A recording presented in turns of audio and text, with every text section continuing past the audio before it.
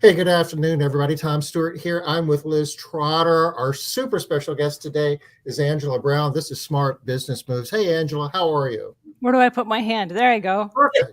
Right in the middle of the screen, right in front of the camera. No, we're so excited. We can't believe this is your first time, Angela, going live. I know I've never gone live on YouTube before. I'm super excited. So, for those of you that are just joining me from my audience, I can't tell you how excited I am today because I'm joined by two of the biggest superstars in the cleaning industry. And they have done more to help other people up level the profession of cleaning. And I am so pleased and so honored to be here today to share with you guys some interesting ideas on marketing. So, thank you guys so much for having me here. That's awesome. Where are they? Where are those people? They're all over the country. We got friends all over.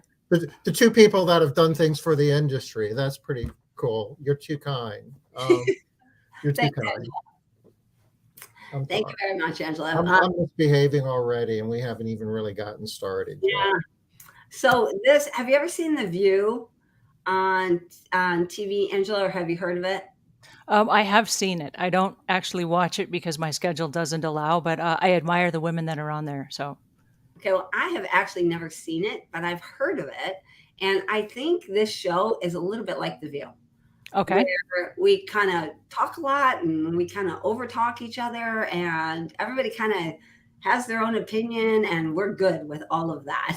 Okay, fair enough. We'll just have some fun then. And Liz picks on me. I don't pick on you more than you deserve, though. Let's be fair here. I would never argue that point. Yes. Oh my gosh. So this must be one of your people, Angela. I am in St. Kitts in the Caribbean. Yay! Hey, Max. Hey, Max from St. Kitts. I run a short-term rental and love Angela Brown tips and ideas. Well, you're going to love Angela. Who doesn't love Angela? Seriously, we all love Angela. We've got all kinds of friends here. Lorraine and Paula and Max and Sheppy, Danielle, Moreno. Yay! This is exciting, you guys. Thanks for joining us. Now in North New Jersey, Moreno. Boy, everybody is loving the Angela. Hi, how are you? I'm in Washington, D.C. Max, he's got all the eyes. Hi. Oh my, what a cute name, Cutie Tay. Well, Angela, you are bringing the audience here today. Hi, Leona. Sarah from Michigan. Yay. I have relatives in Michigan. You'll be doing this live stream thing every day now. I just might come on your show every day. This is so much fun. Well, it is fun seeing who all the different people are here, right? Oh, hey, Rhonda. Leona, the best. We agree. She is absolutely the best. You are the best, Angela. Because you're about us, Max. He's really excited. He's all caps too. Hey, Trisha. Oh, this is great. All right. Oh, so we have most of the people here are coming from, looks like YouTube, but we also do have some Facebook people popping in here. All right. So, Liz, we missed you last week. What were you up to? I think I was in Vegas last week. I'm pretty sure I was. You don't remember? Tom, it has been a whirlwind month, I'll tell you. No, I was flying last week. Yep, flying to Vegas. I had the employee development and leadership program that I did in Vegas last week. And I'm still recuperating. Man, that stuff is crazy. What stories? You got stories to tell us?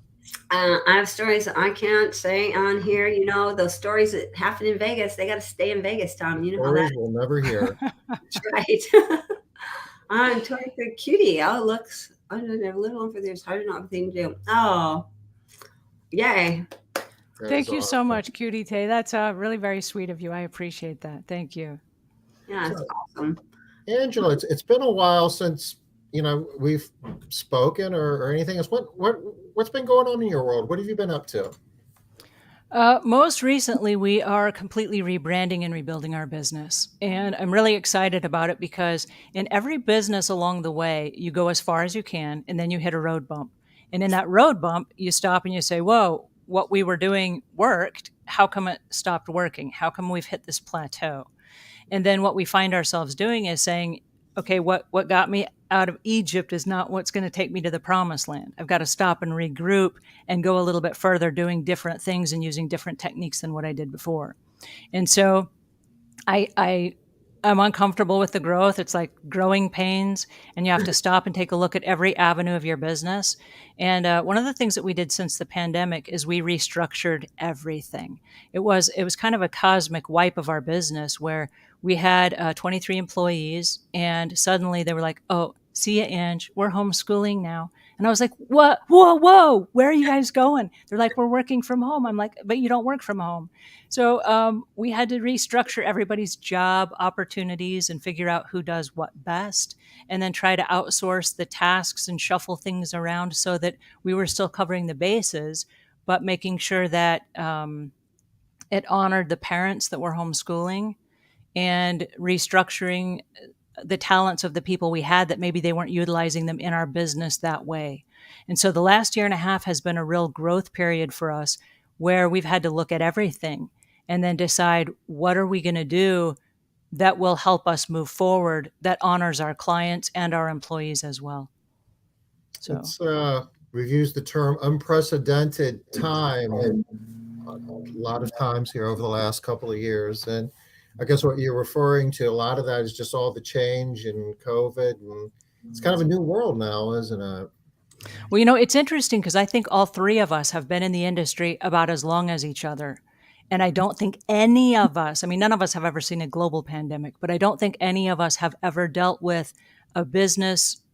I want to say refracturing, where everything is refractured and you got to pick up all the pieces and put everything back together. I don't think we've ever seen anything of this magnitude in the years that we've been in business. I think this is new for all of us. So go team. Here we are. We figured out how to survive. Yeah, we actually made it happen. Yay. But the story's still being written. There's a lot of reasons to say that we're not to a place where everything's just going to calm down and be normal now. Right. None of us have ever run a business during times where inflation is a material issue, and that's going to be impacting the economy and interest rates and your clients' ability to buy all the things that they want to buy. They're going to have to start making choices. It's going to affect the labor market. So we're kind of rolling out of one crisis into another, I'm afraid, which is an opportunity as well, but our job's not done here. Far from it. Yeah. No, Go ahead, Angela. I was going to say we're just getting started. And I Yeah. think understanding that and understanding that there is a long road up ahead.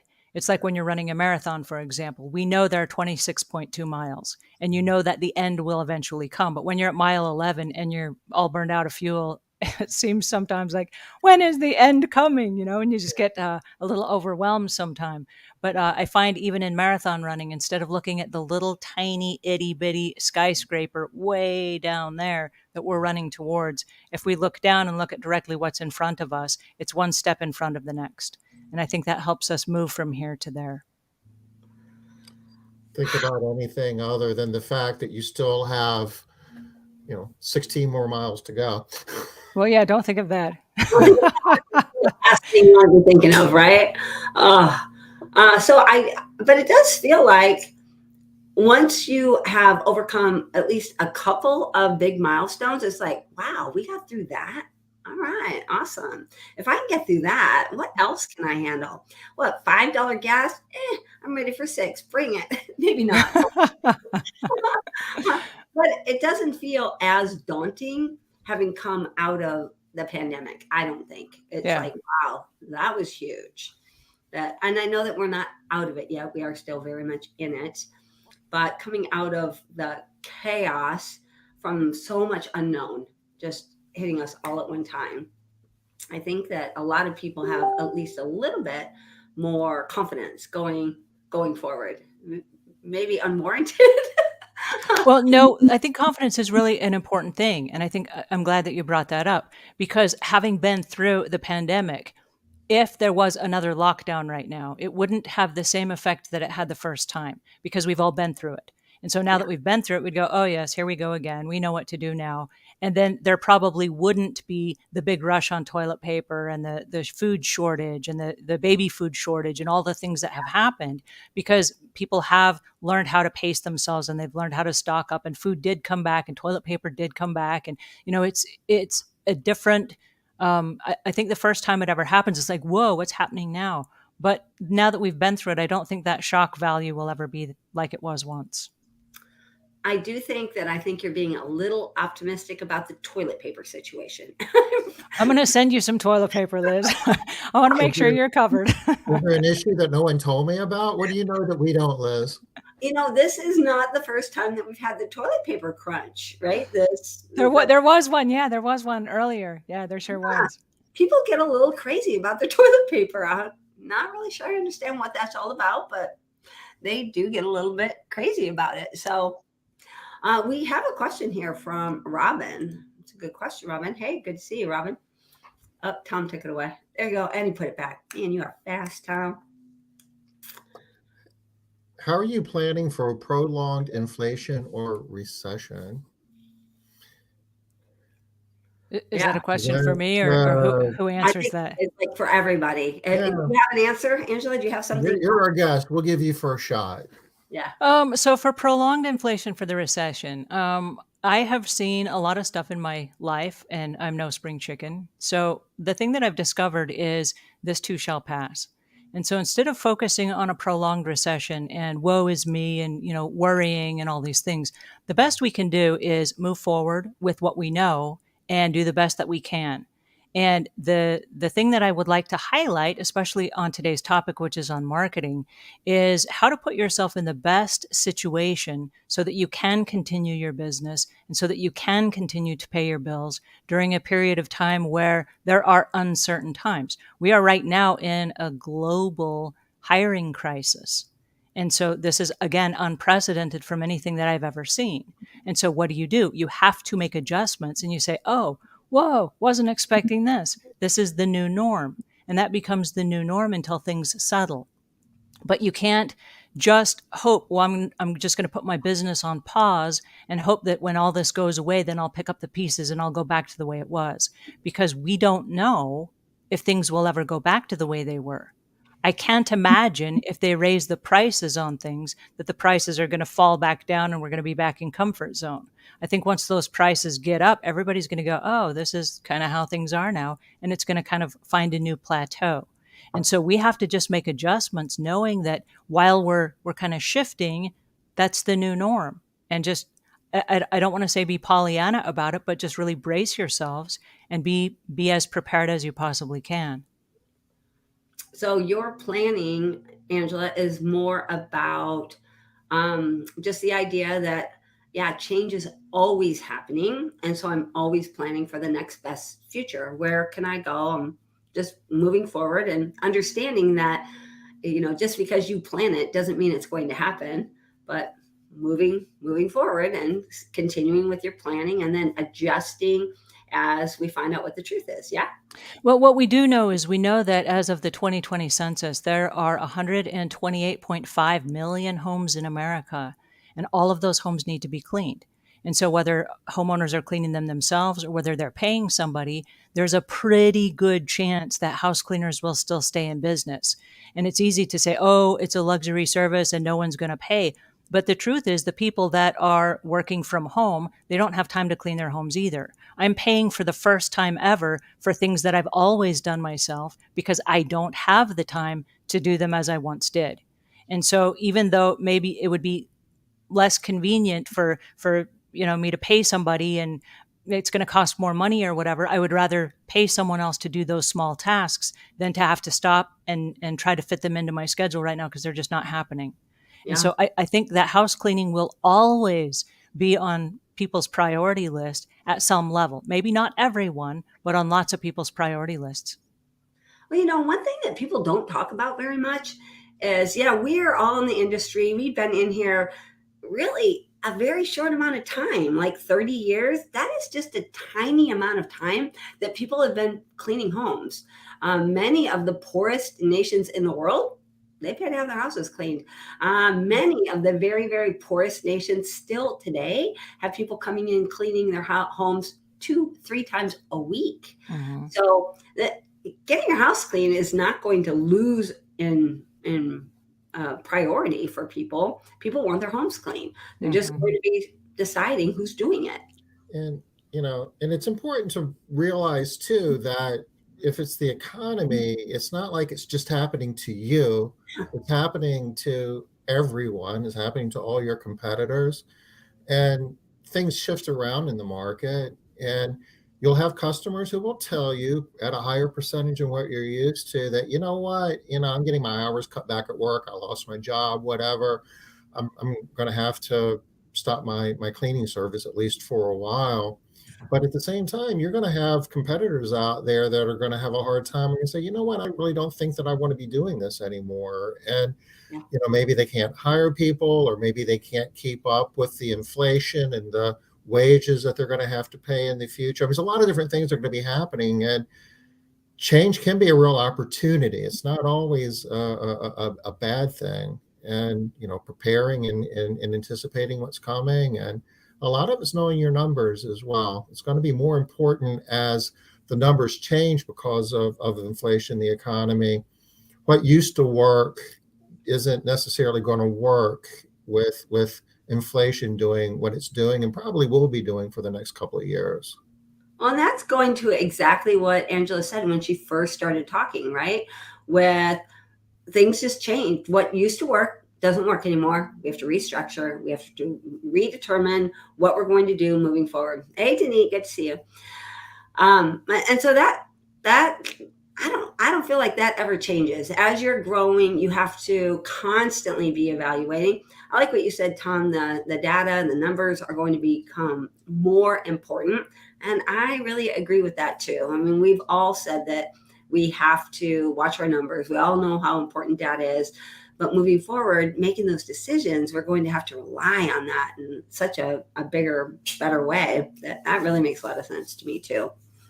Be prepared to make some hard decisions. You're going to have the courage to raise rates. You're going to have the courage to offer more in wages than what you have in the past. And your competitors are doing it too. I mean, the overall economy is doing it. So don't be afraid that if I raise my rates, I'm going to lose customers. Some might push back, but they're not going to find, it's happening across the board. So they're not going to be able to find a better deal. And if they do find a better deal, it's not going to last very long, because that company is not going to be able to offer the low prices that maybe they were offering, in years past. Well, I mean, this definitely ties into, we can kind of go directly into marketing, right? That's what we're talking about today. Do you have any ideas for us, what we should be doing? I think over the last 3 months, we've been focusing a lot on marketing for employees, because we all recognize that there's just a dearth of employees out there. But we're going to have to start marketing again for clients. And that's something that has been getting dropped just a little bit. We've said for a long time that in the cleaning business, you always have too many customers and not enough cleaning professionals, or too many cleaning professionals and not enough homes to clean. And I don't have a crystal ball, but I really think that we're going to start seeing a shift. I think the unemployment rate is going to go up. I think you're going to see more talent coming into the marketplace, and it's going to get a little bit tighter in terms of the demand for our service. So, the good news is it's probably going to be easier to hire people. The bad news is we're going to have to work harder to find new business. And, Amy is asking a question here: how do we continue to grow with inflation and losing more people? And I think that Angela's going to help us with that here as we get deeper into this, because it's about marketing and sales. There's still going to be a lot of business out there. You're just going to have to work to get it. Well, Tom, you are in luck, because I did bring my crystal ball. No, I'm just kidding. Hey! You bring up a really good point. We planned that. We talked about that before. So come on, show us the crystal ball. You bring up a really good point about how do we stay relevant, and how do we keep, how do we balance out the hiring and the too many customers, too many clients, not enough jobs, all that stuff. One of the keys to marketing a cleaning business is you have to always be marketing. And it's really easy as a solopreneur to say, well, I don't need to market because my schedule's full. I fell into this trap myself. But the reality is, if you will always be marketing, then you will always have a wait list. And so you will always have a wait list of customers, and you will always have a wait list of employees that want to come work for your company. And so Tom said a minute ago, and it was really exciting. People are going to say, I've got to cut back my service because my hours at work have been cut back and I'm not able to afford your service. When I hear stuff like that, my ears go up and I get really excited and I say, would you like a job? And the reason being is they know our service, right? They know our service. They know how we dress when we show up. They know the types of cleaning supplies that we bring with us. They know the kind of work that we do. They know the kind of guarantee that we provide, and they already understand our company culture. Here's what happens when Angela's sick and someone from her company has to come replace her. They already know those things. So it's a no-brainer, and they say, wait a second. I do have a couple extra days a week where I could come be a freelancer and do some house cleaning, either as an independent contractor or as a part-time employee. And we have really shifted over to big time part-time employees, because right now, even though there are parents that are able to work, many of them cannot work full time. Right. And so even if you can hire part-time employees, that will fill the gap and it will fill the void while you're building your business. And so I say, always be marketing. What does your marketing look like? And for those of you that are just starting out in the cleaning business, I want to be very keenly aware that there are two types of marketing. There's marketing, which is the stuff that you do to lay the foundation of your business to create those wait lists. And then there's advertising, which is money that you pay. Now, it doesn't make sense to pay money for advertising until your foundation is laid, right? So there are things that we can do by ourselves while we have time, especially if you're a solo cleaner. And then as your business grows, you're going to want to pay for the advertising so that you can get more people in your business, and you can pay for the recruiting ads and the hiring and the training and all of those things. So one of the things that we want to do right now is we want to look at, when it comes to marketing and advertising, we want to look at three different forms. Where's my hand? There it is. Three different forms of marketing, which is the first form of marketing that all of us do right now is called owned media. And owned media is media that I myself own.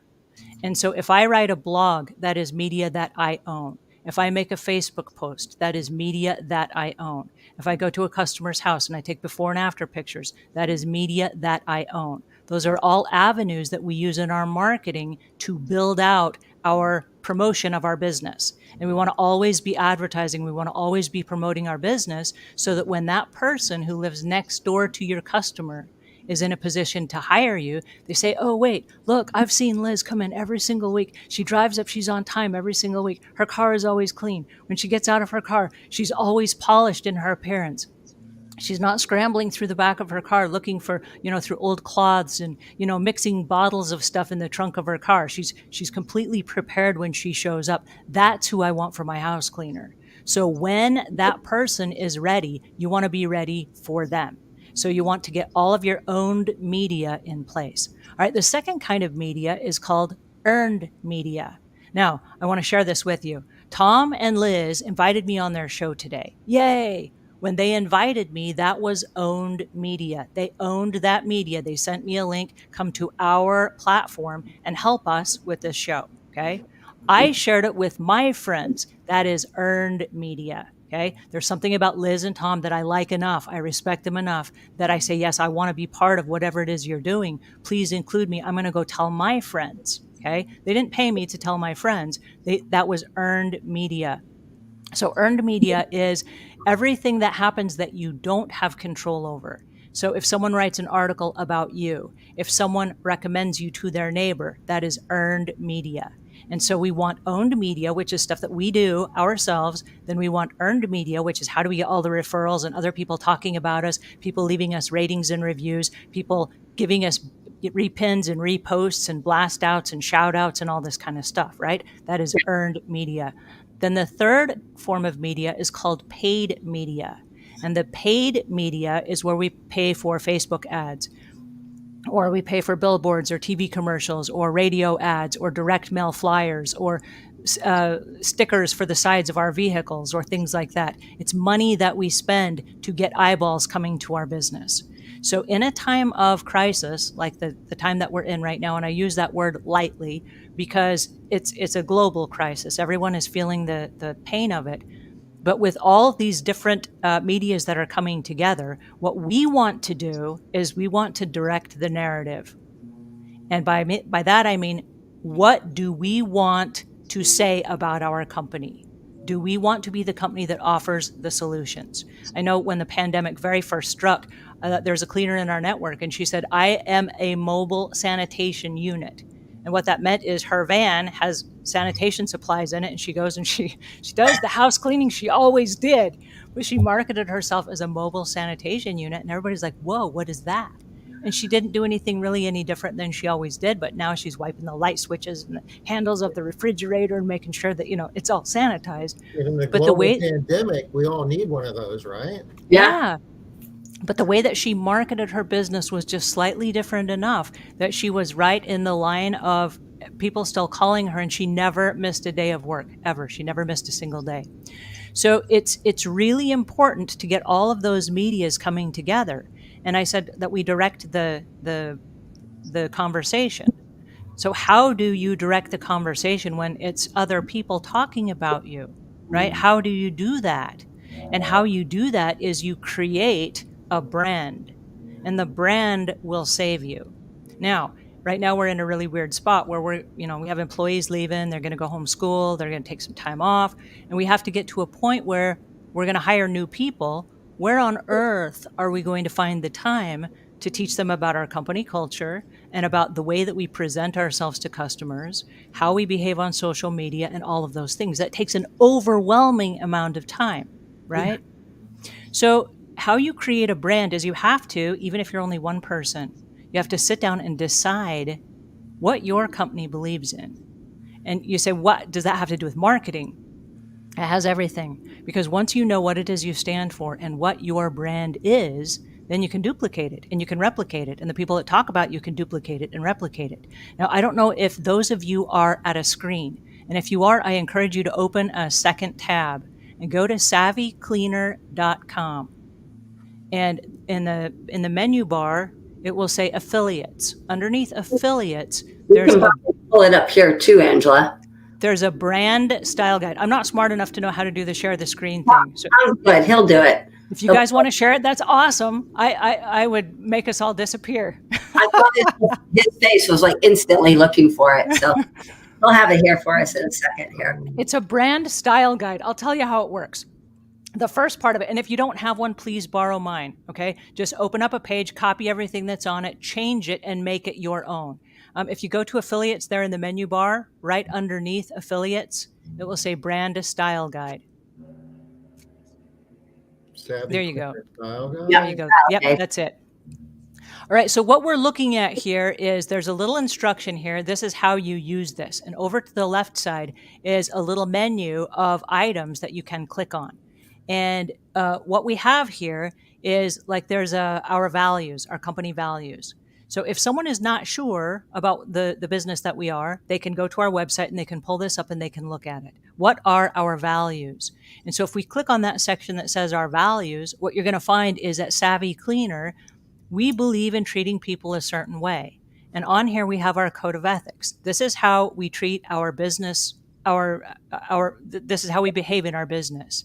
And then this is how we treat all of our clients. This is how we treat our employees. And this is how we treat each other. This is how we behave on social media.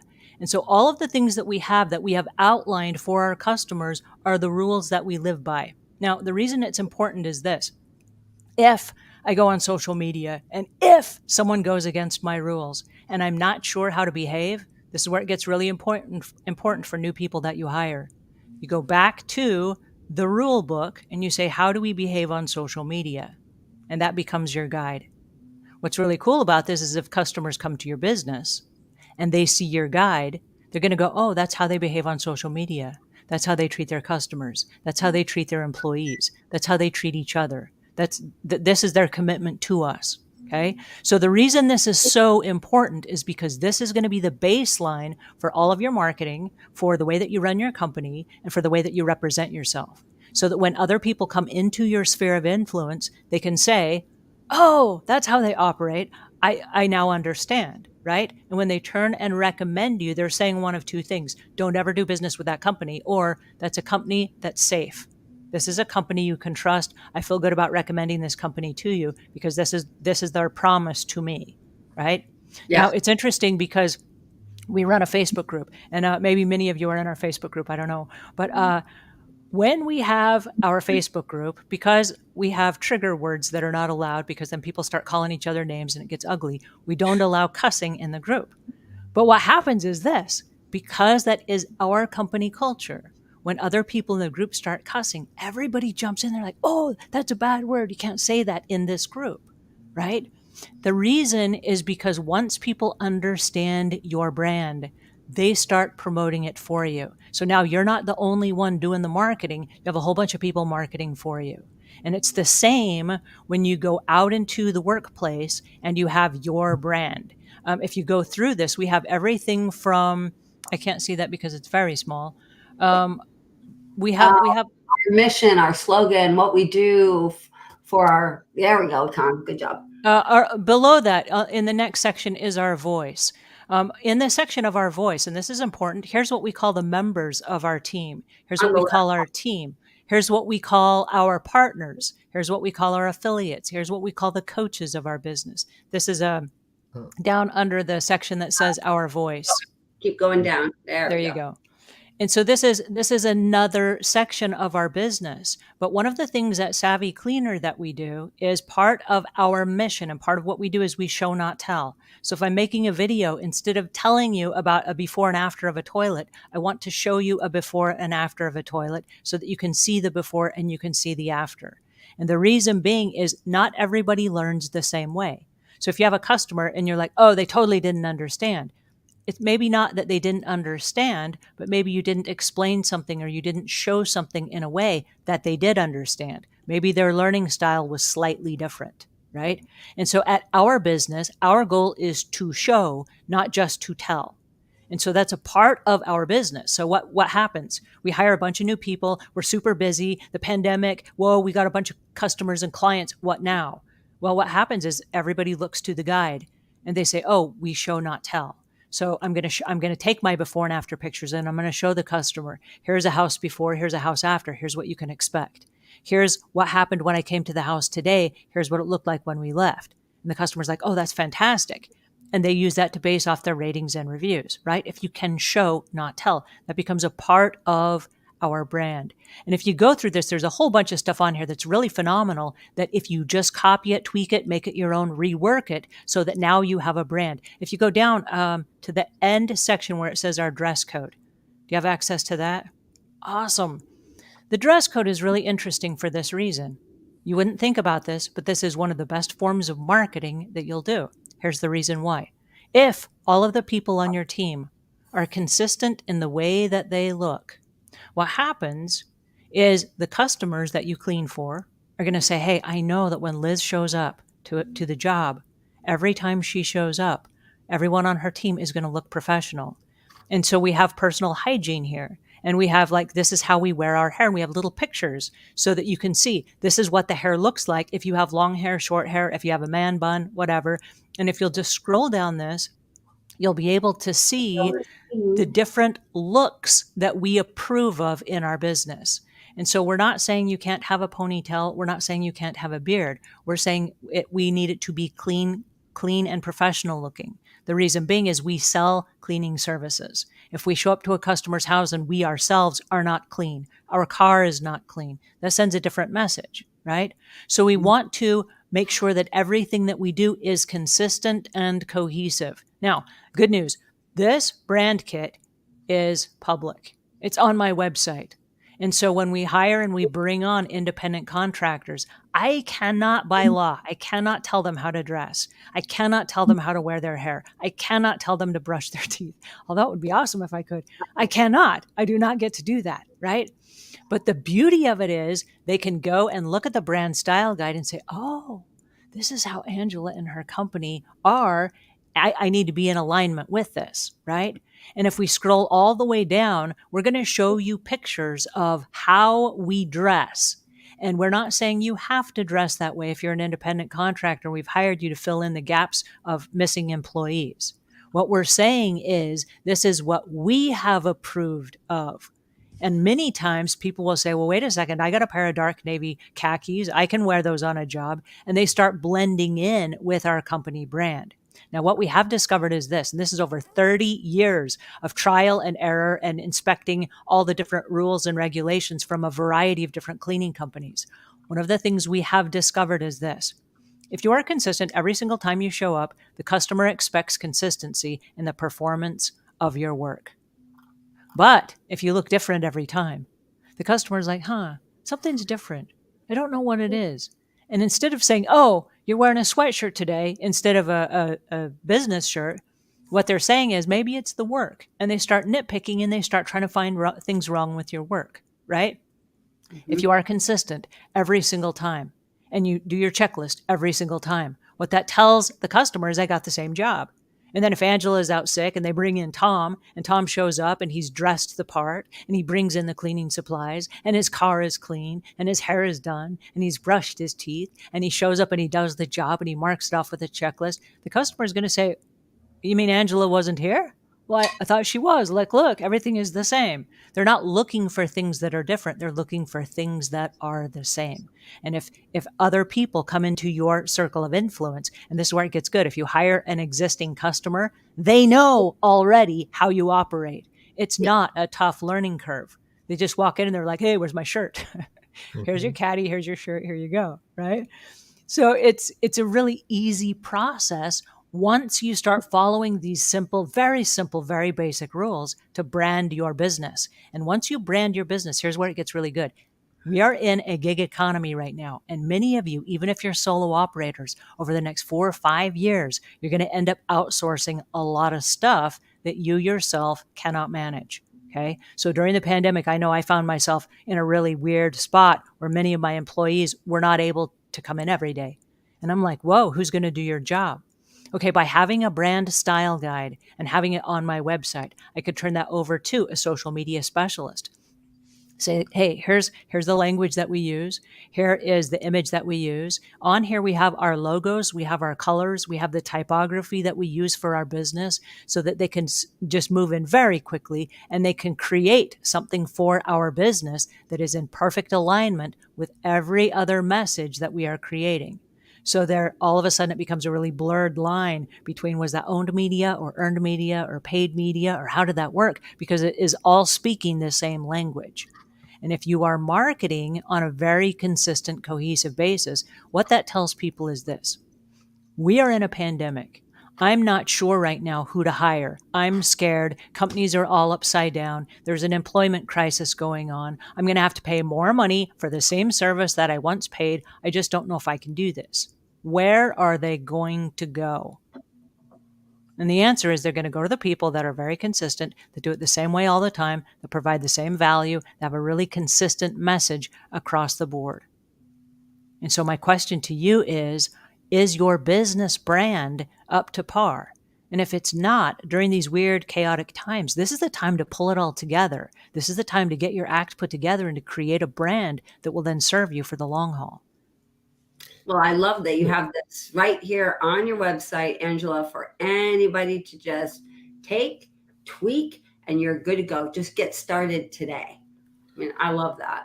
Because, obviously marketing is a very, very important part of growing your business and finding customers and finding, strong team members as well. You can spend a lot of time and a lot of money both on marketing and still not get awesome results. And what I see you laying out here is let's just start with the basics. And before you invest a lot of time or money in the pursuit of marketing and the various the 3 channels of media you're talking about, let's just make sure it's all consistent. And I think the message I'm hearing is it's going to create a lot more value for you. You're going to get a lot more value and benefit out of the time and treasure you put in building your media. Well, the interesting thing is many of us are on social media anyway. And so it's a no-brainer, right? We're on social media anyway. We're going to post something, and we don't need to share the screen anymore. I'm done with my show and tell. Okay. But the interesting facet of where we are right now is if you're on social media and you're going to be posting anyway, if you know what your rules are, it will help you direct the same message that you want to send to the marketplace. Because there are times, because I'm tired and it might be 11 o'clock at night and somebody emailed me and said, get in there, there's something going on in your Facebook group, you need to get in there and shut down a thread or something. If I get in there and I just want to, smack someone upside the head or whatever, wait a second, that's not what my brand does. Let me go back to the brand. Let me go back to the guide, right? And so even if we are unsure, or even if something triggers us, or even if we find ourselves in one of these odd moments of we're not at our best, we're going to go back to what the brand says we do, because the brand lives forever. And I can't tell you how many years later, after you made a nasty post to somebody, they screenshotted that and they saved that. And that can come out at any time to haunt your business. And so you just want to make sure that you are following your brand. And the key is, how do you follow something that doesn't exist? You can't. And you're going to screw up unless you know exactly how your business operates. So we talk about marketing, and a lot of this stuff is free. I'm not asking you to spend a lot of money. What I am asking you to do, though, is ask yourself the tough questions. How do we dress? How is our car? How do we treat people? How do we respond? How do we refer to ourselves? How do we talk about our customers? How do we talk about our coworkers? How do we talk about ourselves? How do we, how does this all work? What do we care about? What's important to us? What matters to us? What is, same thing, what are our values? What is our mission? What is our vision? Yeah, so that everybody's on the same page. And we talk a lot about expectations around here, and that's basically what this is too, right? Setting expectations so that it's just very, very clear that this is who we are, this is what we do, this is what we care about, this is what we say, think, do, and now you know who we are. And people can have, again, back to that word, confidence again. And now confidence is lacking. People want to feel confident right now. It's just and the more we see all these big changes, the more people are feeling like they're not confident. They're feeling like they're, just barely hanging on. So the more confidence we can infuse out there for people, the better it's going to be for us. Huge win. So what I'm hearing is, if you're lacking confidence, if you're concerned, if you know or believe that things are going to be changing and you're going to have to work harder to find business in the future, don't just burn calories and fret. Invest that energy in developing your brand message. That's Well, Tom, it's interesting because we create employee handbooks for our employees. And we say, when you come on board to our company, we expect you to behave a certain way. But until you sit down and you actually create an employee handbook, it's hard to know what it is you even believe. What is it that you want the employees to do? And so, we can willy-nilly it and kind of make stuff up as we go, but that is not scalable. And so when you turn around 2 weeks later because that employee didn't last and they left, now you have to recreate the whole process with someone new. And every time we create that process, we water it down and we say, well, I've already gone over that. In our minds, we went over it, but this is a new employee. We didn't go over it with them. So we forget to tell them some things. And then when we send them out and say, hey, listen, I'm so busy, you have to train the next guy.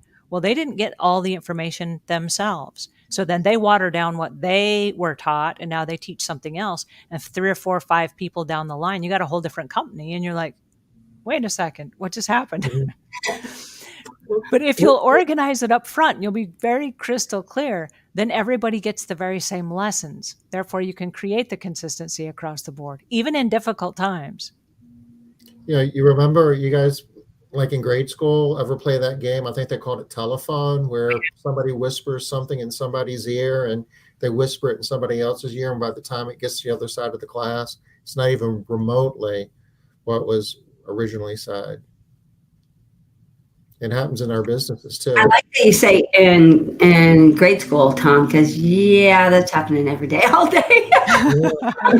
That happens in every Facebook group. Yeah, happens all the time. So another thing that I really like is that you're talking about, Angela, is going back to the basics. You have to set the basics. There's always a foundation for everything that's being built, and you have to set that first.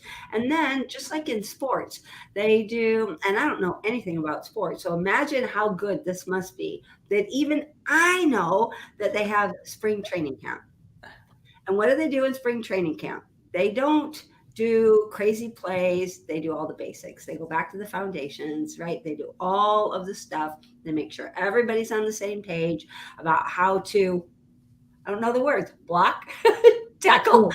Yeah, blocking and tackling is what a lot of it's about. And you try to get too fancy and, really crazy plays, and before you know it, you're just kind of flailing. So when you get a little bit scared, when things aren't going the way that you want them to be going in your business, just take a step back and think about the blocking and tackling, going back to the basics. And certainly the branding, the brand message is at the core of a lot of that. I love that.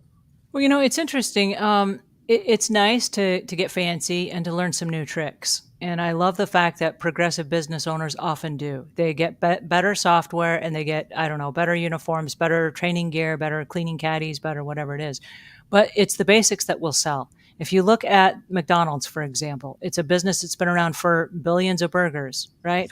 And I don't think their burgers keep getting any better. I might be wrong, but I think they're kind of like the same, right? And their menu is kind of the same. It keeps getting more expensive, but it's pretty much the same. And I every time I eat there, I leave uninspired. I'm like, wow, they're still in business. And I thought today was going to be different. Like, they've been in business this long. Surely they've improved, right? Well, but what they have is a baseline. They have a baseline with a consistent product, and they keep marketing it over and over and over and over and over. And when you go, you know what you're going to get. You don't go in and say, let's see, I wonder what kind of burger they're going to give me today. I wonder if I don't even know what the burgers are, but the McChicken sandwich, I wonder if it will have like all kind of extra things on it. Well, no, it's not. It's going to be the same, whatever it is that they always had. It's going to be the same meal every time, right? Don't They go serve there the for a same. taco. You're not going to find it. I wonder if they get tacos today. They're not going to have tacos. So when I was about 8, they had an ad, and Tom, you might be old enough for this, but they had an ad, and they used to sing Big Mac, 2 all beef patties, special sauce, lettuce, cheese, pickles, onions on a sesame seed bun. That was like how many years ago? 55 years ago. They still are made the exact same way. All beef patties, special sauce, lettuce, cheese, pickles, onions on a sesame seed bun. That's a Big Mac. Nothing's changed with that. I mean, I think they might have gotten a little smaller. They call that shrinkflation. Yeah. Oh, is that what they call it? That's a good term. Yeah. But imagine if in our businesses, instead of trying to reinvent every job, a customer's like, oh, can you add this? Can you do that? Well, no, that's not part of what we're doing. We're selling Big Macs here, and this is what's on the menu. And if you want something different, it's going to be a different price, and it's going to be a different service, right? You don't go and order a Big Mac and then they give you a whole bunch of extra things on the side. It doesn't happen that way. And it shouldn't be with our businesses either. And you also order a Big Mac at Jack in the Box. If you order a Big Mac at Jack in the Box, they're going to say, yeah, sorry, we don't have that. Go over to McDonald's. That's where you get right. But the key is we have to know what it is we sell. And we have so many house cleaners that they get to a customer's house and they're reinventing every single job. And the customer's like, well, I can't have you come at that time. All right, when do you want me to come? Whoa, I need you to do this, this, and this today. Whoa, that's not what's on the menu. That's not what we're serving, right? And so when you've made an agreement with a customer and you gave them a price and you bid a particular job, that's what's on the menu.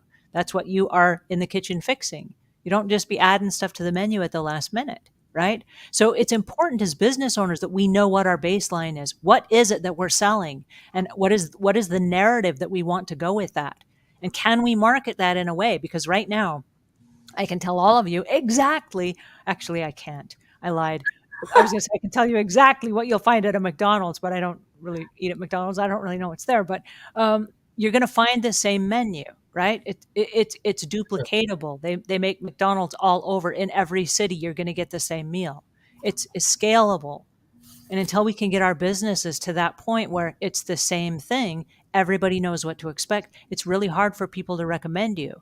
And right now, in an economy where there is inflation and the ad dollars have shriveled up and we don't have the same kind of money that we once had to market our businesses and to pay for paid advertising, it becomes paramount that we learn what our business stands for, how we want to direct that narrative, and then we need to stick to the script so that our neighbors and our customers can recommend their neighbors and their friends, and they can stick to the script. And our employees can go out and tell their friends, when you hire on with this company, here's what you're going to get. This is how they treat their employees. This is how they dress. This is what you can expect.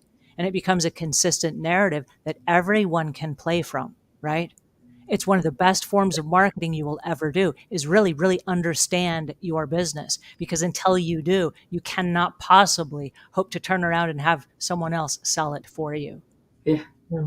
You know, and as far as the service delivery, and you, I think what I'm hearing is you need to understand what the guidelines are, where the boundaries are, and there are a lot of people who build successful cleaning companies allowing some deviation. And I know our friend Derek Christian, he ran a business and he had a rule where he would allow a customer to change up to 3 things on their standard operating procedure, still with some caveats. But if it got beyond 3, it was like, no, we really can't do that, because that's we won't be able to do that consistently. And using the food analogy, Subway, you know what you're going to get, but you've got the ability to kind of engineer your own solution to a little bit. You don't have to have the tomatoes on the turkey sub if you don't want it. So I So think yes, that's true. That's true.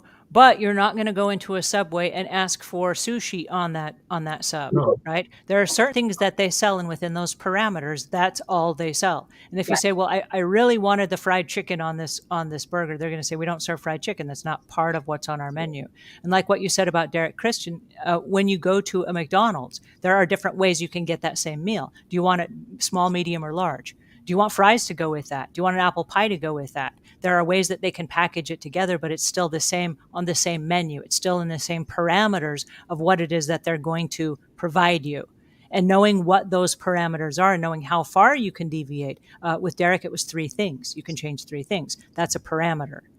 I can't do 5 things. Oh, that's going to cost me more money. With Derek's company, I can do 3, right? That's a parameter. And if that's what your company does, you need to be crystal clear about that. Because if I'm a new employee and I hire onto Derek's company today, and I get to a customer's house and they try to trick me and they have 4 changes, I'm going to have to make a decision. I'm going to have to say, wait a second, I'm going to lose my job, or I got to cut one of those things off your wish list. Which is it going to be? So what you're describing there is, if nobody ever asked the question, hey, can we do this or not, then you're doing it right, because you've defined it in a way where the people in your organization just know if that's within the guidelines, if that's within the brand model, if you will. But if you find yourself like having these discussions, well, Mrs. Jones wants to do blah, blah, blah, can we do this or not? Then we need to take a step back and do a better job of defining who we are and what we want to be, and how we do our business. Yeah, Well, and it should be so clear. Nobody should be confused. You shouldn't have to have a question where you're getting a call 3 times a week saying, so there's dirty dishes in the sink. Am I supposed to clean them? Should I wash them, put them in the dishwasher? Should I just put it?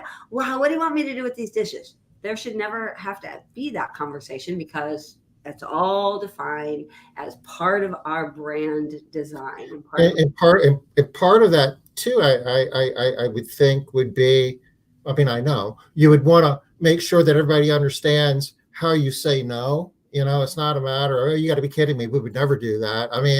You say that in a positive way that your customer will understand and respect. Right. And I love the fact that Tom brought up respectful communication. I think that should at least be on that list that you have with your brand style guide. I think that's key to survival. Yeah, I absolutely agree. And also, while you were talking, Angela, I was thinking about Steve Jobs. And when he was creating Apple, I remember that I saw I can't remember what it was. It was something on YouTube. And the thing that he said he thought that he did better than anyone else was he was really good at saying No, no, we don't do that. No, we don't do that. No, we don't do this. This is what we do. Do we do that? No, we don't. Remember, we only do this. We don't do all of these other amazing things that are out there. We only do this. And just being so crystal clear about what we do and what we don't do makes a huge difference for everyone. I feel like most people are really clear about what Apple does and what Apple doesn't do. I don't see that there's a lot of confusion. They're not good at maps. We got that, but but for the most part, I feel like that's a lot of times our industry also is very insular, and we look to other cleaning businesses to find out how should we run our cleaning business. But it seems like the smarter move to me is stop looking at just another little business and look for like the bigger businesses. What do the big businesses do? What are the best practices that you have to do to grow and scale? There are not, the large businesses aren't saying, every time we turn around, we're just changing our minds about what we're going to do and what we don't do, and just kind of wing it. It's okay, just wing it. Nobody says that. When you're saying businesses, Liz, you're talking broader than just house cleaning businesses? Yes. Because I do think that we get kind of stuck. We're so insular that we just only take our advice from other cleaning businesses a lot of times. But there is much broader advice and direction that we can take from, I'll use the example, Tom, of KPIs. Back in the day when you and I first started talking about KPIs and key performance indicators and metrics, people were like, what is that? That is not an idea that was normal to the housekeeping industry. That had to come from outside. Listen, this is what big companies do. We need to start doing this as well. Data matters. We have to start paying attention to this stuff. And then we all realized, oh my gosh, this is like a really smart way to run a business, big or small. And so I think that small businesses also need to not just look at other small businesses, but much broader. Oh, I see Tom's doing the what time is it face. Well, it is that time. We're at the top of the hour, folks, or a minute or so from it. Before we wrap up, I want to make sure everybody knows how to get a hold of you, Angela. Is it best thing to do go to savvycleaner.com? That's perfect. Sure. Okay, I'll drop that link in chat. I'll got it up. Show the. Thank you. She's on it. Good job, Victoria. But yeah, you guys, I want you to keep me posted about your brand style guides, because that's something that you can do for very little or no money. Just pull it together so that at least you know where your business stands. And then I would love for you to shoot me a link so that I can take a look at it, and I will clap and cheer you on. Yeah, I mean, you work with tons of companies and cleaning professionals, and if people need help with the coming up with a style guide and the branding, and you have resources to help with that, don't you, Angela? We do. They're actually we've got a panel of experts, and so we can certainly put you in touch with somebody that can help you with that. Yeah, and we've got some free resources for you as well. Okay. Well, for example, look under affiliates and find a style brand guide. There's a free resource right here that you can use. That is awesome. Yeah. Angela, thank you so much. I don't know how we've been doing this long and somehow have not been able to get you on the show, but we appreciate. I'm glad it finally happened, and hopefully we can make this happen again soon. Okay. This was really great. Thank you so much, and thank you to all of you that showed up today. This was really fun, and I appreciate your support. This was just exciting, and I'm glad that we could spend this time together today. Thank you. So we're done for today. All your friends, they're so excited to see you, Angela. I love that. We're still doing marketing sales month of June. Is that right, Liz? Yep. So same time next week, 5:00 Eastern. We'll be back and at it again. Who's our guest next week, Liz? I don't know. Victoria, who's our guest next week? Is it Riley? I think it is Riley. Yeah, Riley Potashnik. Yeah. So we'll be back next week, 5:00 Eastern. Thanks again, Angela. See you soon. Okay? So much, Thanks, you guys. Thanks, everybody.